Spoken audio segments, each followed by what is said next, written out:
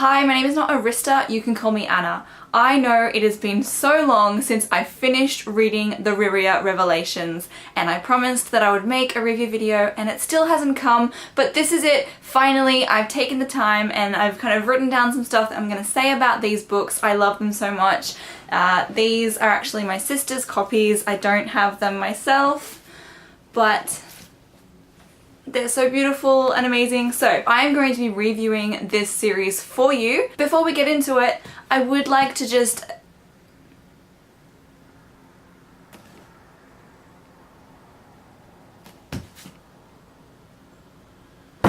none of them say Riyria in big writing. Before we get into it, I would just like to direct your attention to the word Riyria. I'm going to put it on the screen here so you can see it. I pronounce it Riyria, my sister pronounces it Riyria, but we are both pretty sure it's actually meant to be pronounced Riyria or Riyria, something like that. So if you love these books and you pronounce it correctly and you're annoyed at me, I'm sorry. If you've been watching my videos or following my progress on Goodreads for a while, you probably will also know that my sister and I read these books together. That means literally we read them to each other. It took a long time. Like, this is just one book.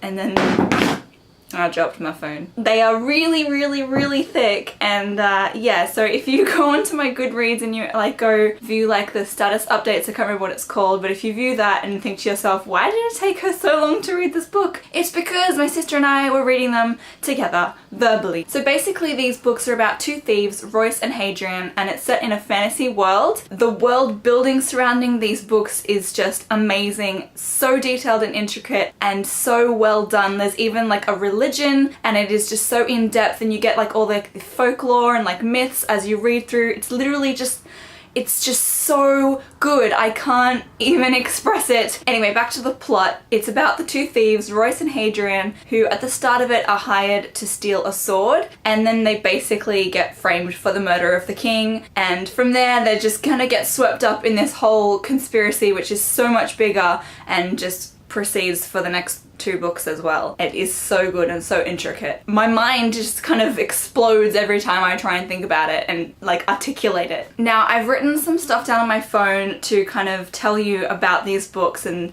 try and review them, but I really don't have much of a plan other than that for this video, so please excuse me, I might ramble a bit. I really love these books. Like 5 out of 5 stars, 10 out of 10 stars, 100 out of 10 stars. I would recommend them. I would read them again, over and over again, if there weren't so many other books that I wanted to read too. The first thing I just want to let you guys know is that there is humor in these books, and it is really good humor. The two main characters, Royce and Hadrian, really bounce off each other so well. It's one of the most perfect examples of like a book friendship that I've ever seen. Royce is really cynical. Hadrian's not quite as cynical as he is, and so they just really, their friendship and the way that they banter and they make jokes together is just so good. To give you, I guess, a little bit of an idea of these main characters, the very first book starts off with Royce and Hadrian getting ambushed. I know that probably sounds weird. They're just traveling along and they get ambushed, and they really just take it in their stride. They're just like, oh, okay, cool, hi.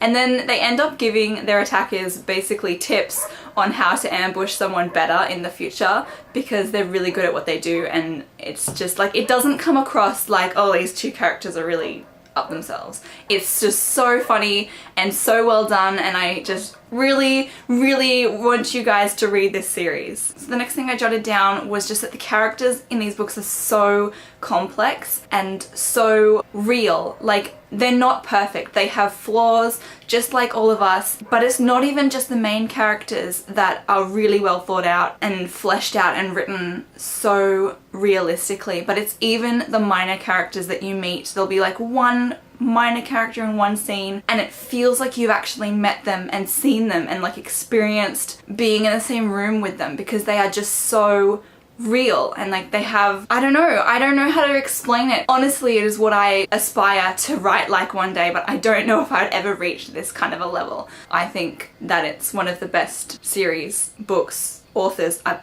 ever read. Maybe I'm building it up too much for you guys, but it's really, really good. I think I also touched on this at the beginning of the video, but the world building in the story is amazing. It is a fantasy story, so it's set in like this fantasy realm and all the place names made up, religion made up, but it's so real that it feels real. It feels like it could just be like another place that exists. Even though it's fantasy and obviously the world has to be set up for the reader, it has to get like through the kind of boring explanations so that you can then go on with the story. I didn't find it boring. It was really interesting reading all this stuff. There's not like too much information at one go. It's really well paced so that you get enough world building and plot like at the same time. One of the other big things I want to mention about these books is that female characters are never just accessories. The female characters in these books are important. Michael J. Sullivan actually wrote, I don't know if it was on his blog or in an interview or something, but he actually wrote that by the end of the series there's not just 2 main characters, there are 4. That is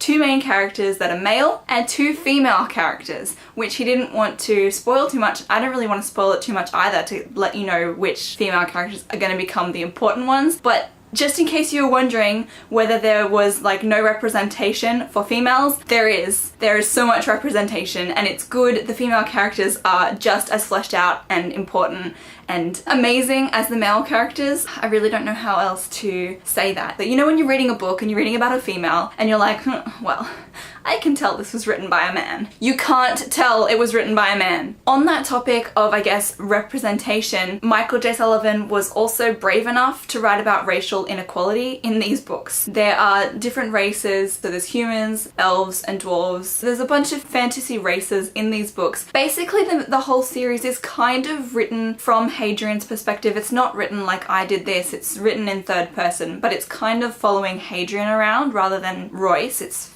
more kind of focused on Hadrian, and Hadrian is a white male, so he's like privileged, but you see the world through his eyes, and then when you see the inequality you can really just see how horrible it is, and it's kind of like that awakening of like, this is going on and this is not okay. And I mean, the whole books aren't about like inequality and like the minority rising up and getting their equal rights type thing, but it is definitely in there, and it's definitely, how do I explain this? It's not a story where there are inequalities and it's just like, well, that's just how it is, deal with it. It's a story where it sets up this world and there are races that are looked down upon and there's racism, and it actually goes, hey, look, there is racism in this world and that is not okay. It really does make you think. The entire plot for these books is so intricate and involved that if I had to explain it to somebody, I would have no idea where to start. But at the same time, when you're reading them, you don't get confused. You're not like, oh, wait, what happened just then? Why does this connect? It really makes sense as you're reading it, but it is so involved and there are so many plot twists, okay? There are so many. You think you've got it figured out and then something happens and you have not got it figured out. I am in awe of Michael J. Sullivan's ability to think up this story idea and then execute it perfectly. Whenever I think about the ending to these 3 books, I get really emotional. I think I wrote this in my review on Goodreads. I'll put the link in the description as well so you can check that out. When I was reading these books, I felt like the big major twist in the books, when it was revealed at the end, I didn't feel so much like a what. When I read the reveal, I felt more like, yes, that makes so much sense. And my sister and I, as I said, we were reading them together and she'd read them before, so she was kind of like introducing me to this world. We were talking about it and I never guessed by the end of it, but it was so good. And I just really want you to read these books, please, if you like fantasy, even if you don't like fantasy, because these books have pretty much every type of amazing fantasy thing you could want. It has like the different races, it has humor, it has fighting, it has politics, it has pretty much everything you could want in any kind of fantasy book or movie. It's there. So if you only like a particular type of fantasy, you should read these because it's gonna have it. Oh, I just love them so much. In case you hadn't already figured that out, I love them. Reading these books, I was just so dragged in and connected to the characters that I honestly cried a lot. So much of it really, really just emotionally kind of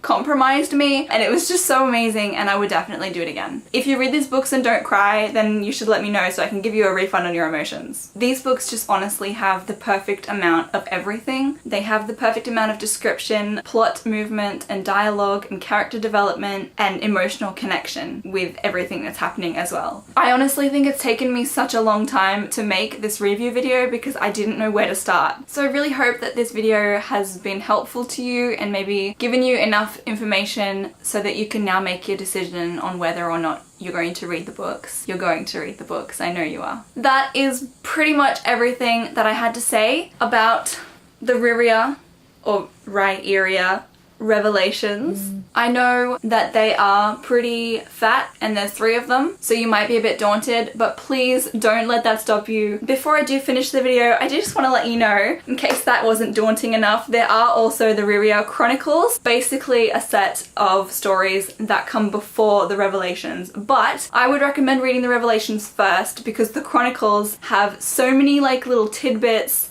and hints for the main series. So once you've read the main series, if you read the Chronicles, it just makes so much more sense because you'll be like, oh, that's this and that's like a foreshadowing for that. It's so much fun. So I would recommend the Revelations first, then the Chronicles. Thank you so much for watching my video. I really hope you enjoyed it, and if you did, please give it a thumbs up and leave a comment down below. You can click here to subscribe to my channel if you haven't already, and if you would like to check out my previous video that I uploaded, you can click here. Please go out and find these books, buy them or borrow them, and then read them, and you'll be a much happier person. Ciao for now, monkeys!